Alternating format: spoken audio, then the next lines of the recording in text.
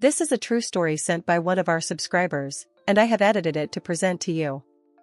For reasons of safety and anonymity of all parties involved, I have changed the names and some other details. However, the essence of this story is entirely true. If you enjoyed the video, please like and comment. I'll do my best to reply to everyone. Look, I don't even know where to start. I hope you don't judge me. You know, life is never as imagined, and things just happen out of nowhere. My name is Maria Eduarda, but you can call me Duda. I'm 22 years old, and I have been married to Tomas for 5 years.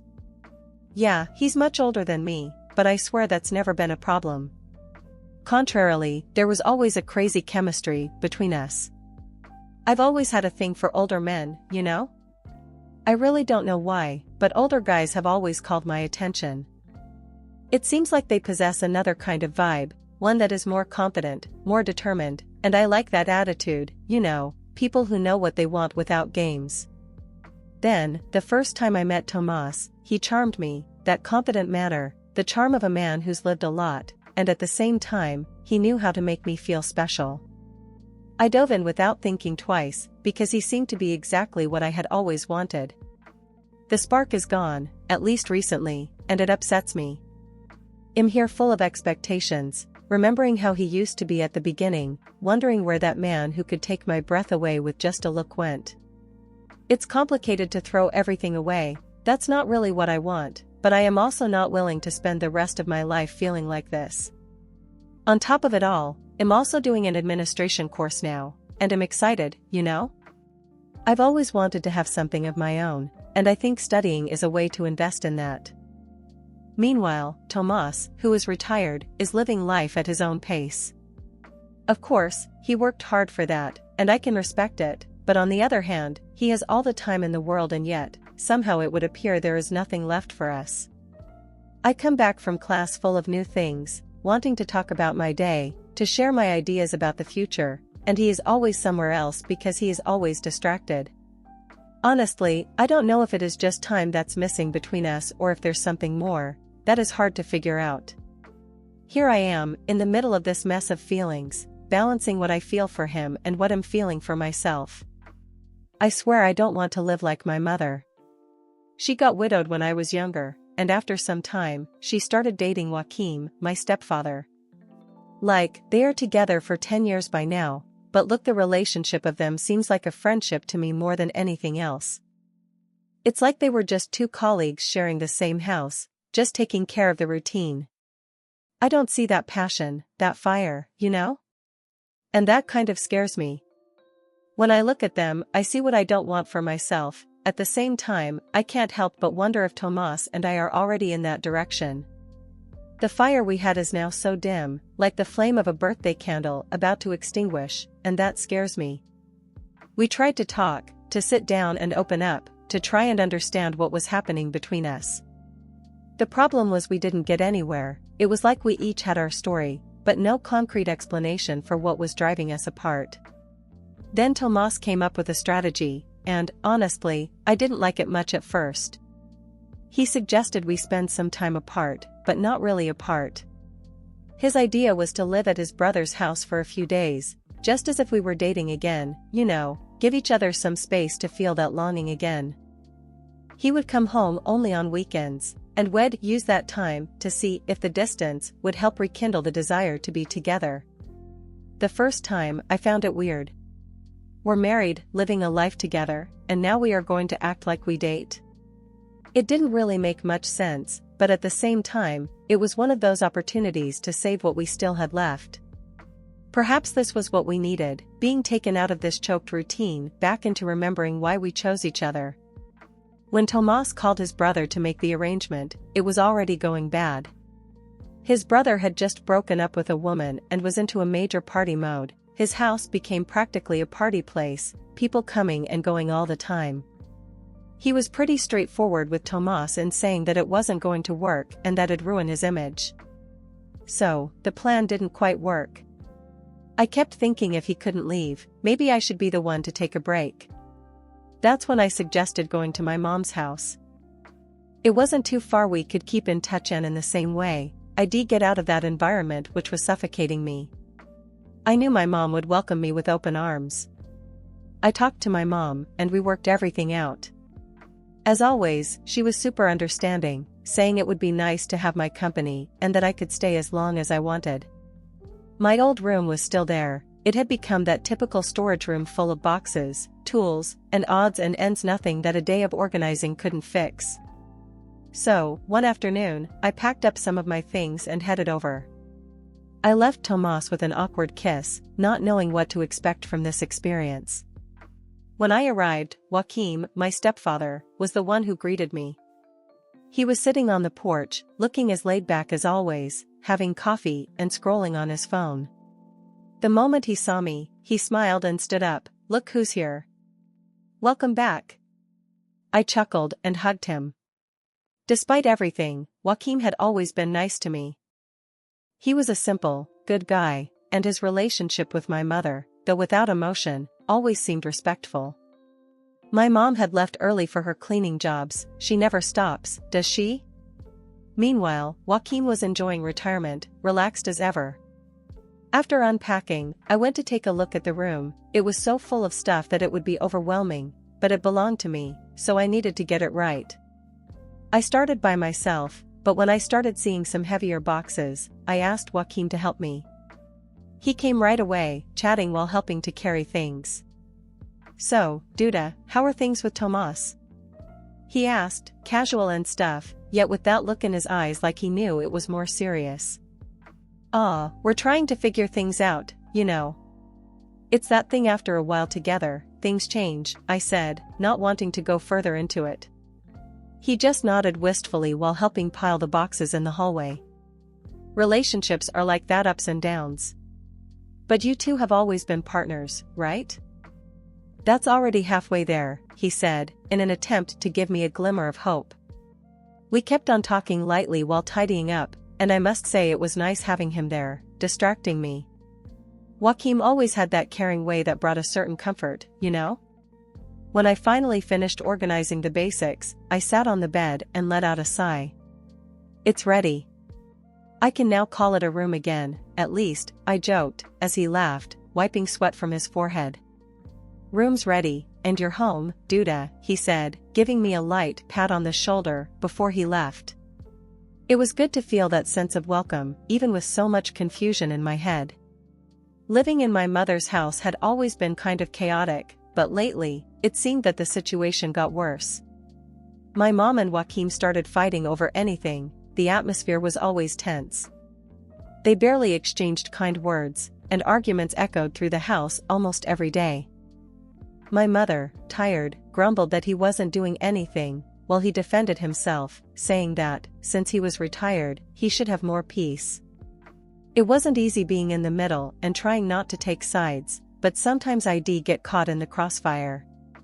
I tried to change the subject, to ease the tension, but the bitterness between them was deeper than any overtures of peace. As much as I could love my mom, I couldn't deny the fact that the strain of their relationship was going to swallow them both. Days passed, and then on Saturday morning, as agreed upon, I packed my things and went home. You know, it felt strange, like going back in time and trying to save something that deep down I already knew was slipping through my fingers. That feeling of uncertainty stayed with me right to the end. When I arrived, he looked at me and smiled, but the smile seemed more out of habit than out of longing. Maybe it was just in my head, but I couldn't ignore the heaviness in the air. I went to the bedroom, dropped my things, and sat on the bed for a few seconds. The locations were still the same, but somehow, everything was different. It felt as if the house had grown a little colder from the time I spent away. And I wondered over and over if this strategic distance would really help, or if it was just confirming what I truly feared, that we had already lost something important and were just pretending we could fix it. The rest of the day was lukewarm. Then, after lunch, I thought I needed to do something different, you know?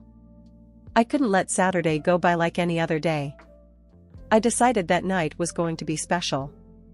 So I went out to the market, picked up a bottle of wine, the kind Tomas always liked, and some snacks. I found some scented candles in the cupboard and even put on some calm music to set the mood. After dinner, I went straight to take a shower because, you know, everything had to be perfect. I paid special attention to myself, making sure each and every detail was right. I made a point of smoothing my skin because, these things count. I used that nice-smelling lotion which makes the skin soft and put on new lingerie that I had kept for just that particular moment. When I approached him, he looked at me differently, as if he were seeing the Duda from before, full of energy, just like when he met me. "You look beautiful," he said, and in an instant, I felt the warmth from before return.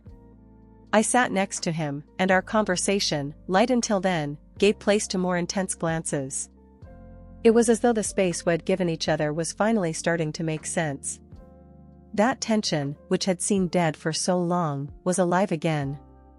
I moved closer, never in a hurry, but with this atmosphere in the air, I started caressing him, running my hand along his arm, then his chest, and when I saw he was enjoying it, I leaned closer and started kissing his neck. I always knew it was one of Tomas' weak spots. But this time, it failed.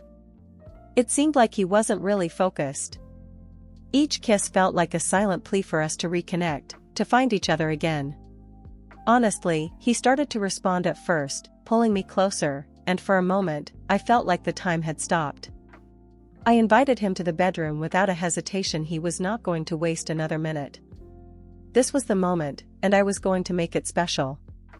As soon as we entered, the atmosphere I had carefully planned turned into something far more important: emotional. It was no longer about the setting, it was about us. I prepared myself to let things flow naturally as he sat at the edge of the bed. I approached him gradually, actually intending to reconnect with him. But I looked into his face and found him not fully there, physically present, yet his mind was somewhere else. I thought maybe he needed some time to unwind. "Relax, sweetheart, let me take care of you," I whispered, trying to bring him back into the present. I tried my best to revive that lost spark we once shared, but it was nowhere to be found. I did my best to make him comfortable, create a nice atmosphere, being caring and attentive, just the way he always wanted. Yet, to my surprise, it didn't work. He was there, but emotionally absent. His eyes didn't focus on anything, and his responses were practically inaudible. The whole thing confused me and somewhat irritated me. I chose not to push the issue further, because I did not want him to feel compelled. I got up, inhaling deeply to conceal the tension developing between us. I went directly into the bathroom.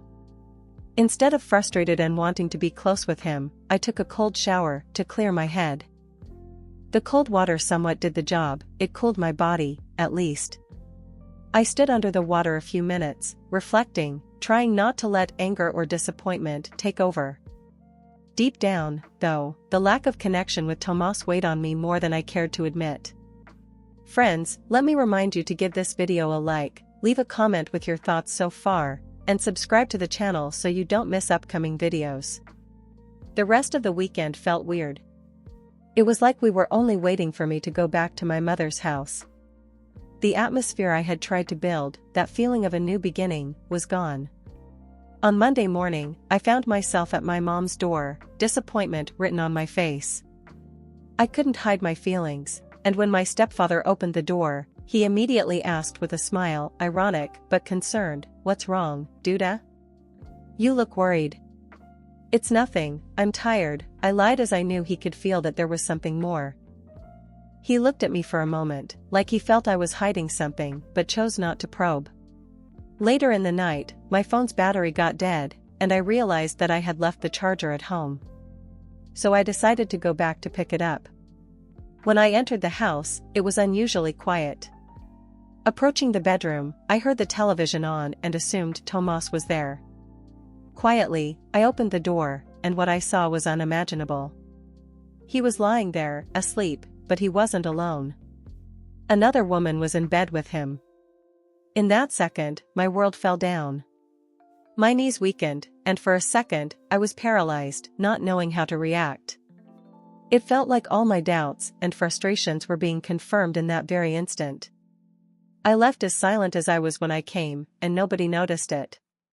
My body was in shock, and my mind couldn't process what I had just seen. Almost automatically, I went back to my mother's house, not really knowing whether I was feeling anger or sorrow. I just wanted to be far from that place, away from the man I thought I knew.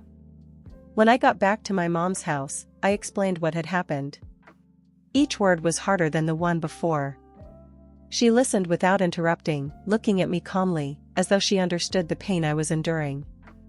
A weight lifted itself off my shoulders, yet at the same time, the void of this truth tormented me. My marriage was over, and the consequences would have to be faced. I remained at my mother's house permanently, attempting to make a new start, though rather uncertainly. My stepfather tried being understanding. He would initiate conversations with me and knew I was going through a rough time. He made an effort to be there for me in his own way. We talked about our daily lives, about simple things, and without even noticing, he became an escape from everything I was feeling. Mom was away most of the time, and he was always there, keeping me company. The house, which seemed like a temporary refuge, was starting to feel cozier. The problem was that I started to realize that my relation with my stepfather was getting closer than what I had intended. I cannot remember exactly when that started, but we were getting attached. The dialogues that were supposed to be short and official started to be longer, full of laughter and sharing of private thoughts. He listened differently, maybe because he had lived so much. He knew how to make me feel at ease. Strange but comforting, he did. In those moments, I knew the atmosphere that was between us was changing. And even though I tried not to get too close, well, I was thinking about him in a different way. I started looking at my stepdad differently, with feelings that I didn't like to accept, a growing closeness. It was as if he did too, but he never mentioned a word. There was a look in his eyes when the two of us were alone, and our conversations began to carry an unspoken weight. I tried to tell myself it was just my imagination, that I was projecting feelings due to everything I was going through. Yet it wasn't possible to just ignore. One day, I went out to run a few errands and came back home. All was quiet. The sound of the shower echoed in the house. I knew my mom wasn't home, and as I walked by the bathroom door, something caught my attention. The door was cracked open, and the steam from the hot shower filled the hall. For some reason, I stood still. I peered through the crack and saw something I had no business seeing. My heart started racing, and my inner self felt both guilty and curious. Seeing my stepfather, so completely unguarded, touched a part of me I couldn't describe. My face reddened, and I averted my gaze, ashamed to have let my curiosity get the best of me. I took a few deep breaths and rushed to my room, as if I could leave it all behind. But my heart was still racing. Lying on the bed, I played the scene in my mind, feeling guilty and perplexed, unsure how to handle it. I tried to divert my attention to something else, yet the emotions were still hanging in there. As days went by, it got complicated at home, and tension appeared to be growing between us. I did as if nothing ever happened, but that was pointless. Every time he was near, this weird feeling in my stomach would turn my heart racing. He didn't hide his feelings either, his gaze lingered on mine, as though he was trying to reach beyond words. One day, I was in the shower, trying to clear my mind, but my thoughts wouldn't stop. Then I heard him knock on the door. "Duda, I'm going out for a bit. There's a package arriving, make sure to receive it." I hesitated to answer immediately, and let the gush of the water drown out his voice. My heart pounding, I decided to face the situation. "Come in, I can't hear you well," I said with a casual tone of voice, but inside, an uplift of the atmosphere had already happened. He paused for a moment, but opened the door ajar. With no chance to repeat, I hollered out, "You can come in, I'm not looking." The moment was tense. He did not enter for some seconds, but finally stepped in with slow motions. I could feel his gaze on me even without my looking at him. My entire body reacted nervously with that knowledge. In one quick motion, I turned slightly toward him, coming into his view. The tension heightened. No words were spoken, everything was in the air, unsaid, yet clear. He just stood there, as if trying to make sense of what happened. His eyes carried something that I couldn't fully place, yet something had changed. And then he stepped closer still, that closeness overstepping the dam that our repressed feelings seemed ready to burst from and pulled both of us into a direction beyond return. We looked at each other one more moment, as if to confirm what was already evident. Without a word, he turned and left the room, his face an image of complication. My heart still racing, I knew things between us had changed, that a line had been crossed that I'd never thought would be. That's all for today. It's the end of the story, but you can find stories like it if you click on the video above. Don't forget to like the video, leave your commentary about the attitude of Maria Eduarda in the comments section, and subscribe so you can keep updated with new videos.